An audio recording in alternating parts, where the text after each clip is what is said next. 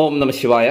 ഉപാസന രഹസ്യങ്ങൾ എന്ന പോഡ്കാസ്റ്റിൽ ഇന്ന് നമ്മൾ ചർച്ച ചെയ്യുന്നത് ഉപാസനയുടെ വിജയത്തിന് വേണ്ടതായിരിക്കുന്ന സുപ്രധാനമായ ചില മനോനിലകളെ കുറിച്ചിട്ടാണ് നമ്മൾ ചർച്ച ചെയ്യുന്നത്. മനസ്സാണല്ലോ എല്ലാം. മനസ്സ് പോസിറ്റീവാണോ, ജീവിതം പോസിറ്റീവാണ്. മനസ്സ് നെഗറ്റീവാണോ, ജീവിതം നെഗറ്റീവാണ്. മനസ്സ് ഉപാസനയിൽ പൂർണ്ണമായി ലയിക്കുന്നുവോ, ആ ഉപാസനയ്ക്ക് പൂർണ്ണതയുണ്ടാകും. മനസ്സ് ഉപാസനയിൽ ലയിക്കാതെ അശ്രദ്ധമായാണ് നമ്മൾ ഉപാസന ചെയ്യുന്നതെങ്കിൽ ആ ഉപാസന കൊണ്ട് പൂർണ്ണമായ വിജയം നമുക്കുണ്ടാവില്ല. അപ്പം നമ്മളുടെ യോഗികളും ഋഷികളും ഒക്കെ നമ്മുടെ ഉപാസകരോട് പറയാറുള്ള ചില പ്രധാന കാര്യങ്ങളുണ്ട്. അതായത് ഒരു ഉപാസന വിജയിക്കണമെങ്കിൽ 3 രീതിയിൽ ഉപാസനയെ നമ്മൾ സമീപിക്കണം. ആ 3 രീതികൾ എന്തൊക്കെയാണ്? 1, ഉപാസന തീവ്രമായി ചെയ്യണം. തീവ്രമായ രീതിയിൽ ഉപാസന ചെയ്യുക എന്നുള്ളതാണ്. 2, ശാന്തമായി ഉപാസന ചെയ്യണം. 3, ക്ഷമാപൂർണമായി ഉപാസന ചെയ്യണം. തീവ്രത, ശാന്തത, ക്ഷമ. തീവ്രത, ശാന്തത, ക്ഷമ. ഈ 3 ഗുണങ്ങൾ, ഈ 3 രീതിയിൽ ഉപാസനയെ നമ്മൾ സമീപിക്കണമെന്നാണ് പറഞ്ഞത്. നമ്മൾ ഒരു ഗുരുവിൽ നിന്ന്, ഒരു ആചാര്യരിൽ നിന്ന്, ഒരു പരമ്പരയിൽ നിന്ന് യഥാവിധി ഒരു മന്ത്രോപദേശം സ്വീകരിച്ച് ചെയ്യുന്ന മന്ത്ര ഉപാസനകളുണ്ട്. ഇനി ശിവരാജയോഗം, ശിവകുണ്ഡലിനി യോഗം പോലെ കുണ്ഡലിനി യോഗ മാർഗങ്ങളിലെ അതീവ ശക്തമായ, വളരെ വേഗത്തിൽ തന്നെ കുണ്ഡലിനി ശക്തി ജാഗ്രതാക്കാൻ സഹായിക്കുന്ന വിവിധ ഉപാസനാ സമ്പ്രദായങ്ങളുണ്ട്. തമിഴ് സിദ്ധ പാരമ്പര്യത്തിൽ വരുന്ന ശരയോഗം പോലെയുള്ള മഹാവിദ്യകളുണ്ട്. തന്ത്രയോഗത്തിലെ ദശമഹാവിദ്യകളുടെ ഉപാസനകൾ, അതുപോലെ തന്നെ തന്ത്രയുടെ ഏറ്റവും ഉയർന്ന തരമായിരിക്കുന്ന ശ്രീവിദ്യ ഉപാസനകൾ, മറ്റ് ദേവത, ഉപദേവത വിദ്യകൾ, യന്ത്രങ്ങൾ ഉപയോഗിച്ചുകൊണ്ടും ചെയ്യുന്ന ചില പ്രത്യേക ഉപാസനാക്രമങ്ങളുണ്ട്. ഇനി വേദാന്ത മാർഗത്തിൽ ഉപയോഗിക്കുന്ന ഉപാസനാക്രമങ്ങളുണ്ട്. അങ്ങനെ ഉപാസനകൾ തന്നെ പല വിധത്തിലാണുള്ളത്. എപ്പോഴും ഉപാസന സ്വീകരിക്കുമ്പോൾ ഒരു ശരിയായൊരു പരമ്പരയിൽ നിന്ന് നമ്മൾ സ്വീകരിക്കുക. അത് അടുക്കും ചിട്ടയും നിഷ്ഠയും ദിനചര്യയുമുള്ള ഒരു ജീവിതക്രമം ഉണ്ടാക്കി നമ്മൾ പരിശീലിക്കുക. അലസമായി ചെയ്യരുത്, അശ്രദ്ധമായി ചെയ്യരുത്. അപ്പോൾ എന്താണ് ഈ തീവ്രത? ഉപാസനയിൽ ഒരു ഉപാസകന് വേണ്ട ഒരു ഗുണം തീവ്രതയാണെന്ന് പറഞ്ഞു. ഒരിക്കൽ ഒരു ഗുരു ആശ്രമത്തിലെ ശിഷ്യന്മാർക്കുള്ള ക്ലാസ്സിൽ സാധനകൾ, ആത്മീയ സാധനകൾ തീവ്രമായി ചെയ്യണം എന്ന് ശിഷ്യന്മാരോട് പറയുകയാണ്. അപ്പോൾ ക്ലാസ്സിന് ശേഷം 2 മണിക്കൂർ കഴിഞ്ഞിട്ടുള്ള ക്ലാസ്സിന് ശേഷം ഒരു ശിഷ്യൻ വന്ന് ഗുരുവിനോട് ചോദിച്ചു, ഗുരു, അങ്ങ് ഉപാസന തീവ്രമായി ചെയ്യണമെന്ന് പറഞ്ഞു. പക്ഷേ അങ്ങ് പല കഥകളും ഉപകഥകളും ഒക്കെ പറഞ്ഞിട്ടാണ് തീവ്രതയെ പറ്റി പറഞ്ഞത്. പക്ഷേ എനിക്ക് മനസ്സിലായില്ല, എന്താണ് തീവ്രത എന്ന് മനസ്സിലായില്ല. അങ്ങ് എനിക്കതൊരു അനുഭവമാക്കി തരാമോ? തീവ്രതയോട് ഉപാസന ചെയ്യണമെന്ന് പറഞ്ഞു, അതങ്ങ് എനിക്കൊരു അനുഭവമാക്കി തരാമോ? ഗുരു ഒന്ന് പുഞ്ചിരിച്ചു. നീ കുറേ സമയമായില്ലേ ക്ലാസ്സിലിരിക്കുന്നത്. അപ്പം ഇത്രയും സമയം ക്ലാസ് കേട്ടിട്ട് നിന്റെ തല ചൂടായിട്ടായിരിക്കും ഒരുപക്ഷെ ഞാൻ പറഞ്ഞ കഥകൾ, ഉപകഥകൾ, തീവ്രത എന്താണ് എന്ന് നിനക്ക് മനസ്സിലാക്കാൻ കഴിയാഞ്ഞത്. കുഞ്ഞൊരു കാര്യം ചെയ്യൂ, അടുത്തുള്ള ഗംഗാനദിയിൽ പോയി ഒന്ന് കുളിച്ചിട്ട് വരൂ, ഞാനും വരാം. അങ്ങനെ ഗുരു ശിഷ്യനെയും കൂട്ടി ഗംഗാനദിയിലേക്ക് പോകുകയാണ്. എന്തിനു വേണ്ടിയാണ്? തീവ്രത എന്താണെന്ന് അവൻ അനുഭവിക്കണം. അപ്പോൾ ഗുരു പറഞ്ഞു, നീ ഒന്ന് കുളിച്ചിട്ട് വരൂ, ഒന്ന് മുങ്ങിയിട്ട് വരൂ, 3 തവണ ഒന്ന് മുങ്ങിയിട്ട് വരൂ. അപ്പം ഞാൻ പറഞ്ഞുതരാം. അപ്പോൾ തലയൊക്കെ ഒന്ന് തണുക്കും. പിന്നീട് ഞാൻ തീവ്രതയെക്കുറിച്ച് പറഞ്ഞാൽ നിനക്ക് മനസ്സിലാകും. ഈ കഥ പല സമ്പ്രദായങ്ങളിൽ പല രീതിയിൽ പറയാറുണ്ട്. നമുക്ക് ഈ കഥയ്ക്ക് പിന്നിലുള്ള ആ യഥാർത്ഥ ആ തത്വത്തെ നമുക്ക് സ്വീകരിക്കാം. അപ്പോൾ ഗുരു ഇത് പറഞ്ഞ് ഗംഗാനദിയുടെ പടവിലിരുന്നു. ശിഷ്യൻ സാവധാനം പടവുകൾ ഇറങ്ങി ഗംഗാനദിയിൽ ചെന്ന് ഒന്ന് മുങ്ങി നിവർന്നു. നോക്കിയപ്പോൾ ഗുരു സാവധാനം തൻ്റെ അടുത്തേക്ക് നടന്നു വരുന്നതാണ് ഇദ്ദേഹം കണ്ടത്. ഒരുപക്ഷെ മുങ്ങി നിവർന്നു കഴിയുമ്പോൾ അദ്ദേഹം എന്തെങ്കിലും പ്രത്യേക ദീക്ഷ നൽകി ഈ തീവ്രത എന്താണെന്ന് എനിക്ക് മനസ്സിലാക്കാനായിരിക്കും ഗുരു വരുന്നത്. 2ാമതും ശിഷ്യൻ മുങ്ങി നിവർന്നു. അപ്പോൾ ഗുരു തൊട്ടടുത്തെത്തി. 3ാമത് ശിഷ്യൻ മുങ്ങിക്കഴിഞ്ഞപ്പോൾ ഗുരു അടുത്ത് വന്ന് ഇവനെ മുക്കി പിടിച്ചു കുറേ സമയം. അങ്ങനെ ഇനി ഇവനെ വിട്ടില്ലെങ്കിൽ ശ്വാസം കിട്ടാതെ മരിച്ചു പോകുമെന്ന അവസ്ഥയിലാണ് ഗുരു അവനെ വിടുന്നത്. അയാൾ നദിയിൽ നിന്നും ഉയർന്ന് ഒരു ശ്വാസം എടുത്തു. ആ ഒരു ശ്വാസം എടുത്ത് കഴിയുന്നതിന് മുമ്പേ വീണ്ടും ഗുരു ഇയാളെ വെള്ളത്തിൽ മുക്കിപ്പിടിക്കുകയാണ്. അദ്ദേഹം വീണ്ടും ജീവന് വേണ്ടി പിടഞ്ഞു. ഗുരു പിടിയയച്ചു. അയാൾ വീണ്ടും ഉയർന്നു, വീണ്ടും ഗുരു മുക്കിപ്പിടിച്ചു. അങ്ങനെ 2-3 തവണ ഗുരു ഇയാളെ ഈ ഗംഗാനദിയിൽ മുക്കിപ്പിടിച്ചിരിക്കുകയാണ്. ശിഷ്യൻ എന്താണ് ഗുരുവിനോട് ആവശ്യപ്പെട്ടത്? തീവ്രത എന്താണെന്നുള്ളത് എനിക്ക് പ്രായോഗികമായി മനസ്സിലാക്കണം. എനിക്ക് തിയററ്റിക്കലായിട്ട് മനസ്സിലായില്ല. അത് മനസ്സിലാക്കാനാണ് ഗുരു ശിഷ്യനെയും കൂടി ഗംഗാ നദിയിലേക്ക് പോയത്.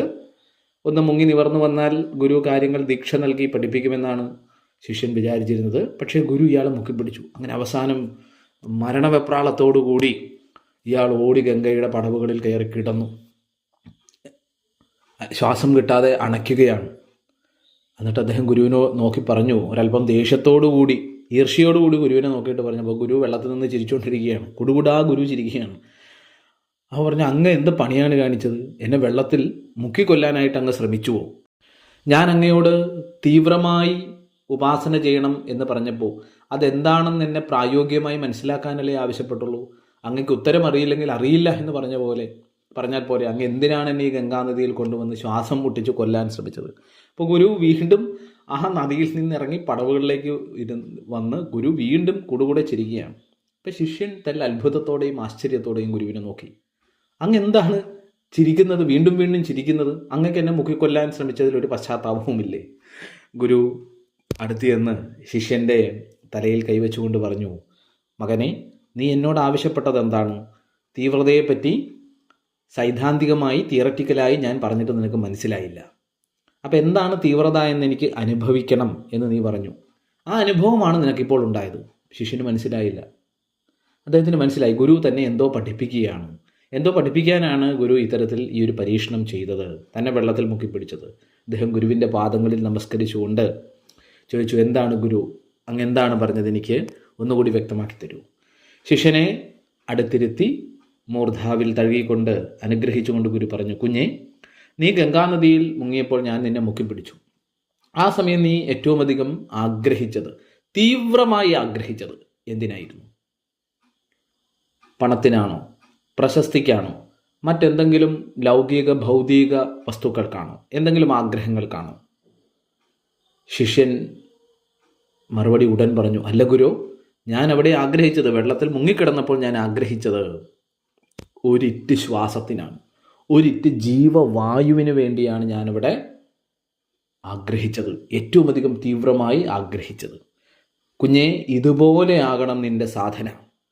ഉപാസന ചെയ്യുമ്പോൾ തീവ്രമായി ഒരിറ്റ് ശ്വാസത്തിന് നമ്മൾ പിടയുന്നത് പോലെ ആ ദേവതയെ, ആ ഈശ്വരനെ ദർശിക്കുവാനുള്ള ആ ഒരു തീവ്രത മറ്റെല്ലാം മാറ്റിവെച്ച് ആ ഈശ്വരന് വേണ്ടി മാത്രം തൻ്റെ ശ്രദ്ധയും ഭക്തിയും വിശ്വാസവും സമർപ്പണവും ഉപാസനയുമെല്ലാം പൂർണ്ണമായി സമർപ്പിച്ചുകൊണ്ട് ആ മനോഭാവത്തിൽ നീ, ആ രീതിയിൽ നീ ഉപാസന ചെയ്യണം. വെള്ളത്തിൽ മുങ്ങിക്കിടന്നപ്പോൾ ശിഷ്യൻ ഏറ്റവും അധികം ആഗ്രഹിച്ചത് എന്തിനായിരുന്നു? ശ്വാസത്തിനായിരുന്നു.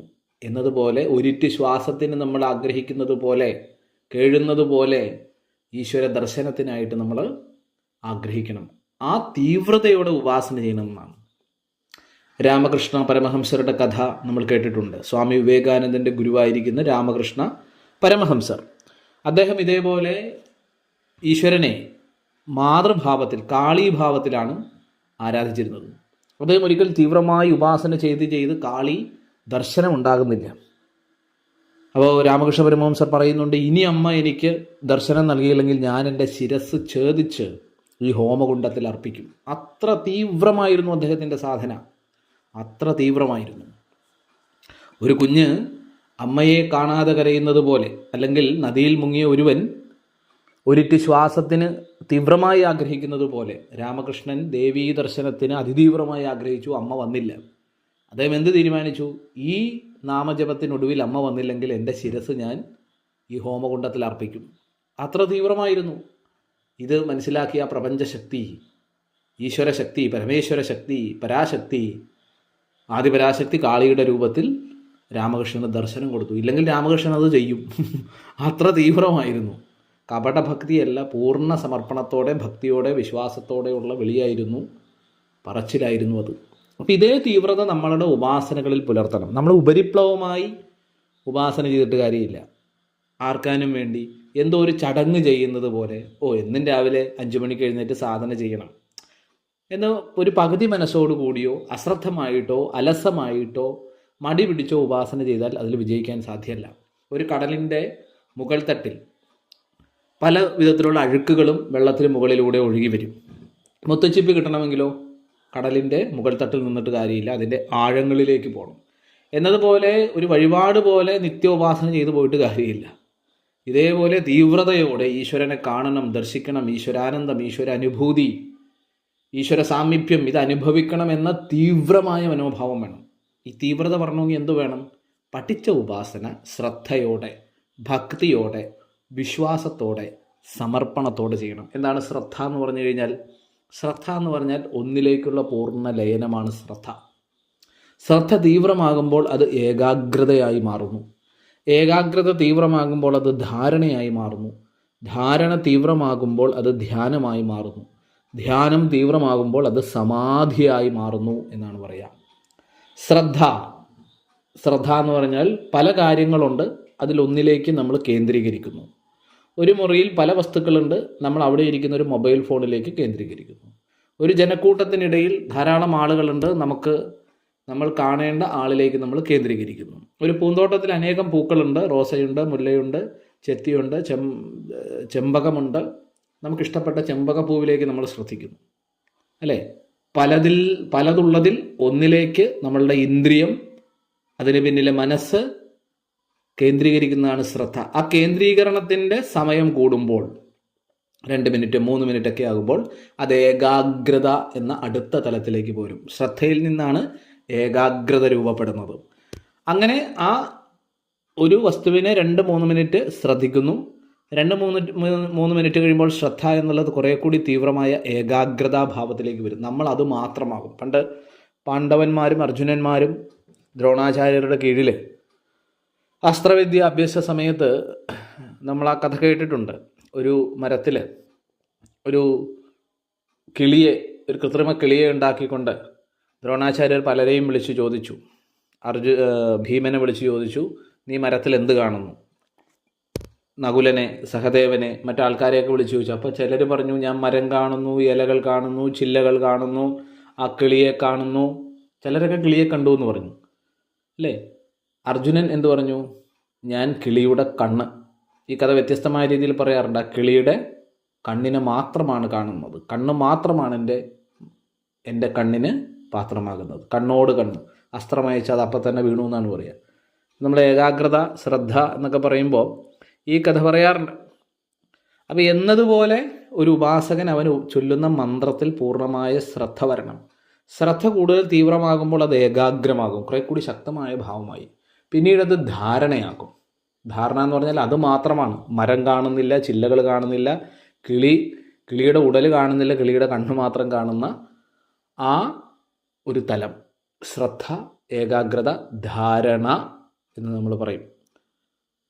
ഇപ്പം നമ്മൾ ബസ്സിൽ യാത്ര ചെയ്യുമ്പോൾ ബസ്സിൽ പല ബഹളങ്ങൾ ഉണ്ടാകാറുണ്ട്, അല്ലേ? ഒരു ബസ്സിൽ യാത്ര ചെയ്യുമ്പോൾ അല്ലെങ്കിൽ ഒരു ട്രെയിനിൽ യാത്ര ചെയ്യുമ്പോൾ അപ്പോഴാണ് നമുക്ക് ഇഷ്ടപ്പെട്ട ഒരു പാട്ട് കേൾക്കുന്നത്. അപ്പം നമ്മളതൊന്ന് ശ്രദ്ധിക്കും. കൊള്ളാലോ, ഈ പാട്ട് എനിക്ക് ഇഷ്ടമാണല്ലോ, കുറേ കൂടി തീവ്രമാകും.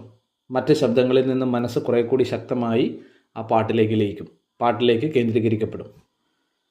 ഏകാഗ്രതയായി, ശ്രദ്ധ, ഏകാഗ്രത, ധാരണ. പിന്നെ നമ്മളൊന്നും കേൾക്കുന്നില്ല, നമ്മൾ ആ പാട്ട് മാത്രമാണ് കേൾക്കുന്നത്. കണ്ടക്ടറുടെ ടിക്കറ്റ് ചോദിക്കലോ, ബസ്സിൽ മറ്റ് ബഹളങ്ങളോ, വാഹനങ്ങൾ ചീറിപ്പായുന്ന ബഹളങ്ങളോ ഒന്നും നമ്മൾ അറിയുന്നില്ല.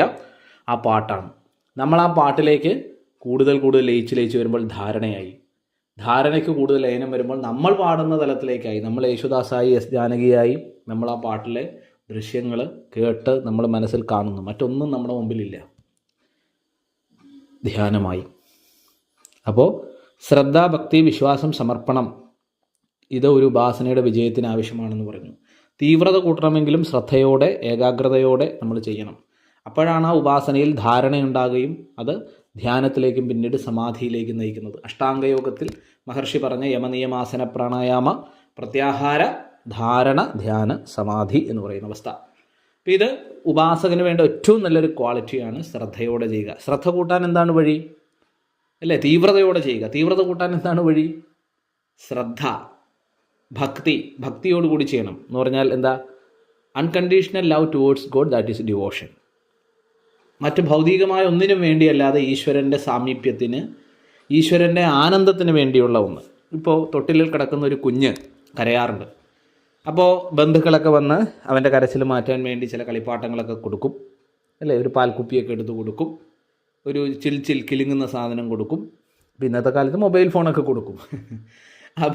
പക്ഷേ കുഞ്ഞ് എന്തിനായിരിക്കും കരയുന്നത്? അമ്മയുടെ പാൽ കുടിക്കാനായിരിക്കും. പാൽക്കുപ്പി അവൻ എറിയും, കൊടുത്ത മൊബൈൽ ഫോൺ എറിയും, ചിഞ്ചിലം എറിയും. അവൻ എന്തു വേണം? അമ്മയെ വേണം, അമ്മയുടെ പാൽ കുടിക്കണം. എന്നതുപോലെ നമ്മൾ ഉപാസനയിൽ മുന്നോട്ട് പോകുമ്പോൾ നമ്മുടെ ശ്രദ്ധ വഴിതിരിച്ചു വിടാൻ പല കാര്യങ്ങൾ ജീവിതത്തിൽ വരും. അപ്പോൾ ഒരു കുഞ്ഞ് അമ്മയെ തീവ്രമായി തേടുന്നത് പോലെ, അമ്മയുടെ ശുദ്ധമായ ആ പാല് അമൃത് നുകരാൻ കൊതിക്കുന്നത് പോലെ, ഈശ്വരൻ തരുന്ന സമ്മാനങ്ങളിലല്ല, ഈശ്വര ദർശനത്തിന്, ഈശ്വര ആനന്ദത്തിന്, ഈശ്വര ജ്ഞാനത്തിന് വേണ്ടി തീവ്രമായി ഉപാസനകൾ ചെയ്യണം എന്നാണ് പറയുക. അപ്പോൾ തീവ്രത കൂട്ടാൻ ശ്രദ്ധയോടെ ചെയ്യണം, ഭക്തിയോടെ, ആ മൂർത്തിയിൽ പൂർണ്ണമായ ലവ്, സ്നേഹത്തോടെ, അൺകണ്ടീഷണൽ ലവ്, അങ്ങനെ ചെയ്യണം. ശ്രദ്ധാഭക്തി വിശ്വാസം ഉണ്ടാകണം. ഈ ദേവത എന്നെ അനുഗ്രഹിക്കും, ഈ മന്ത്രം ജപിച്ചാൽ ഞാൻ വിജയിക്കും. ഈ മന്ത്ര ജപത്തിലൂടെ, ഈ ഉപാസനയിലൂടെ, തന്ത്രോപാസനയിലൂടെ, യോഗോപാസനയിലൂടെ, കുണ്ഡലിനി ക്രിയാമാർഗത്തിലൂടെ, ശരയോഗത്തിലൂടെ, ശിവരാജയോഗത്തിലൂടെ, അല്ലെങ്കിൽ ഏത് ഉപാസനാക്രമമാണോ നിങ്ങൾ ചെയ്യുന്നത് അതിലൂടെ ഭൗതികവും ആത്മീയവുമായ എൻ്റെ ജീവിതം പൂർണ്ണമായും വിജയിക്കും. ഞാൻ വിജയിക്കും, ഉയരും, വളരും, നേടും എന്നുള്ള വിശ്വാസം വേണം. വിശ്വാസമാണ് നമ്മളെ മുന്നോട്ട് നയിക്കുന്നത്. ഒരു തുണിക്കടയുടെ പരസ്യമുണ്ട്, വിശ്വാസമാണ് എല്ലാം, അല്ലേ? സത്യമല്ലേ? നാളെ കാണാൻ കേട്ടോ എന്ന് വൈകിട്ട് നമ്മൾ ഓഫീസിൽ പറഞ്ഞിട്ട് വരാറുണ്ട്. ഒരു വിശ്വാസമാണ്, നാളെ ഞാൻ ജീവിച്ചിരിക്കും. രാത്രി അറ്റാക്ക് വന്നാൽ എന്ത് ചെയ്യും? നാളെ കാണാൻ പറ്റുമോ? ഇല്ല. എല്ലാത്തിൻ്റെയും പ്രമാണങ്ങൾ നമ്മളുടെ കയ്യിലുണ്ട്. ബാങ്കിൽ FD ഇട്ടതിൻ്റെ റെസിപ്റ്റ് ഉണ്ട്, വീടിൻ്റെ ആധാരം നമ്മുടെ കയ്യിലുണ്ട്, സ്വർണം ലോക്കറിൽ വെച്ചതിൻ്റെ താക്കോലും പൂട്ടും ഒക്കെ നമ്മുടെ കയ്യിലുണ്ട്. പക്ഷെ നമ്മളുടെ ആയുസ്സിൻ്റെ, ശ്വാസത്തിൻ്റെ പ്രമാണം നമ്മുടെ കയ്യിലല്ല. അത് യമധർമ്മ രാജ്യത്തെ ചിത്രഗുപ്തൻ എന്ന എഴുത്തുകാരൻ്റെ കണക്ക് പുസ്തകത്തിലാണ് എന്നാണ് പറയുക, സനാതന ധർമ്മവിശ്വാസത്തിൽ. അദ്ദേഹം നമ്മുടെ പേര് വെട്ടിക്കഴിഞ്ഞാൽ സ്പോട്ടിൽ നമ്മൾ മരിക്കും. ഒരു ഹൃദയാഘാതമോ ഏത് രീതിയിലും ആത്മാവ് ശരീരത്തിൽ നിന്ന്, ജീവാത്മാവ് ശരീരത്തിൽ നിന്ന് വേർപെടും. അതാണ് നീർക്കുമിള പോലെയാണ് നമ്മുടെ ജീവിതം എന്ന് പറയും. അതുകൊണ്ടാണ് അസൂയ, കുന്നായ്മ, കുശുമ്പ്, ദേഷ്യം, ക്രോധം, ശത്രുത ഇതൊക്കെ മാറ്റിവെച്ചുകൊണ്ട് ഈശ്വരീയ ഗുണങ്ങൾ, സ്നേഹം, കൃപ, സഹാനുഭൂതി, ഭൂതദയ, സഹായ മനോഭാവം, ഉപാസനാനിരതമായ ജീവിതം ഇത് നയിക്കാൻ പറയുന്നത്. വ്യക്തിക്കും സമൂഹത്തിനും നല്ലത് ചെയ്യാൻ പറയുന്നത്. മനസ്സാ ചിന്തിക്കുന്നതും വാക്കുകളിലൂടെ പറയുന്നതും കൈയും കാലും ഉപയോഗിച്ച് ചെയ്യുന്നതും ഇതാണ് കർമ്മമായി രൂപപ്പെടുന്നത്. ചിന്തിക്കുന്നതും പറയുന്നതും പ്രവർത്തിക്കുന്നതും അത് നല്ലതായാൽ നമ്മൾ നന്നായി, നമുക്ക് സത്കർമ്മങ്ങൾ ഉണ്ടാകും. അത് നമുക്കും നല്ലത് ചെയ്യുക, കുടുംബത്തിനും സമൂഹത്തിനും രാഷ്ട്രത്തിനും ലോകത്തിനും നന്മ നൽകുക. ഈ ഒരു മനോഭാവം ഉപാസകന് വേണം. ഉപാസന ചെയ്യുന്ന 1 മണിക്കൂർ മാത്രമല്ല ആത്മീയ തേജസ്സാഹി, ആത്മീയ ഗുണങ്ങൾ നിറയ്ക്കേണ്ടത്. സച്ചിദാനന്ദനാണ് ഈശ്വരൻ എന്ന് പറയും. സച്ചിത് ആനന്ദം, ഈശ്വരൻ്റെ ഗുണങ്ങളാണിതെല്ലാം. കൃപയും സ്നേഹവും സഹാനുഭൂതിയും ഭൂതതയും. അപ്പോൾ ഈശ്വരനെ ഉപാസിക്കുന്ന നമ്മൾ 1 മണിക്കൂർ ചെയ്ത് പിന്നെ പുറത്തേക്ക് ഇറങ്ങി വീട്ടുകാരും നാട്ടുകാരും ഒക്കെ ആയിട്ട് ബഹളം വയ്ച്ച് നമ്മൾ ഉപാസനാശക്തി ചോർത്തിക്കളയരുത്. അതാണ് യമനിയമങ്ങൾ, ശക്തി സംരക്ഷണ നിയമങ്ങൾ പാലിക്കണം, സദാചാര നിയമങ്ങൾ പാലിക്കണം എന്ന് പറയും. അപ്പോൾ ശ്രദ്ധയോടെ, ഭക്തിയോടെ, വിശ്വാസത്തോടെ ഈ ഉപാസനയിലൂടെ ഞാൻ വിജയിക്കും. ഈ വിശ്വാസം നിങ്ങൾക്കുണ്ടെങ്കിൽ നിങ്ങൾ വിജയിക്കും. Where there is a will there is a way, അല്ലേ? നമുക്ക് ഇച്ഛാശക്തി കൊണ്ട് അവിടെ വഴിയുണ്ടാവും. ഈ മൂർത്തി എന്നെ സഹായിക്കും എന്ന എൻ്റെ വിശ്വാസം ഒരു ജീവിതത്തിൽ വിജയം കൊണ്ടുവരും. അപ്പോൾ ശ്രദ്ധ, ഭക്തി, വിശ്വാസം, സമർപ്പണം. ഉപാസന ചെയ്യുന്ന സമയത്ത് പൂർണ്ണമായും അതിലേക്ക് ലയിക്കുക.